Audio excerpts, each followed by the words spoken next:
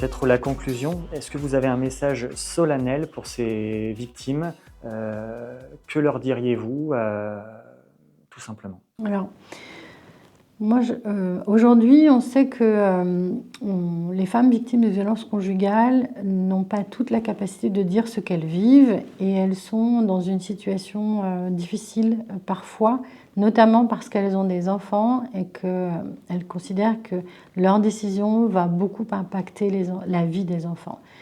Ce qu'il faut bien voir et ce dont elles témoignent après, pour celles qu'on connaît, c'est que de toute façon, la vie d'un enfant est impactée à partir du moment où il y a de la violence conjugale. Alors, le gouvernement a commencé à faire un premier pas depuis le Grenelle des violences pour pouvoir renforcer les moyens dédiés aux femmes victimes de violences conjugales et à leurs enfants. On a besoin d'aller plus loin. Si on prend le modèle espagnol consacre beaucoup d'argent aux femmes et croit les femmes dès qu'elles prennent la parole. Le modèle français consacre beaucoup moins d'argent et parfois il faut encore être, on va dire, convaincante pour une femme pour que les forces de l'ordre, par exemple, croient quand elle vient déposer plainte. Alors ça avance, ça s'améliore, mais ça n'est pas encore un système qui est très confortable pour les femmes. Donc on a besoin de moyens supplémentaires alors que l'État nous finance aujourd'hui, nous, associations, une somme importante pour pouvoir faire les hébergements à Nantes.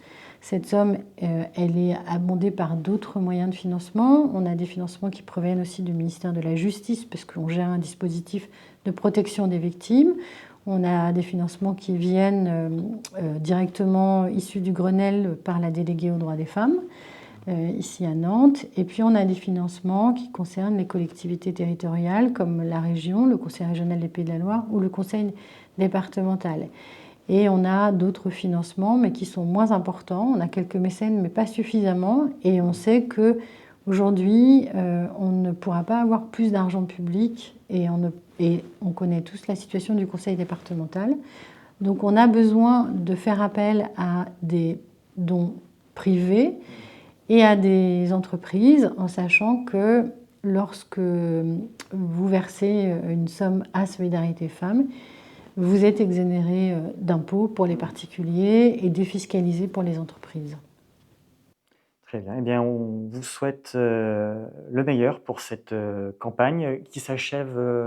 Elle a débuté, elle s'arrête à quelle date? Alors la campagne, elle a démarré avec l'appui de ASE qui donc nous aide sur le plan du mécénat de compétences.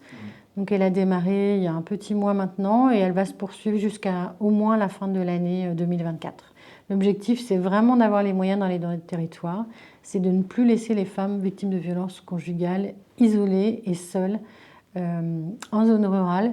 Pour terminer, je vais juste citer un chiffre effrayant.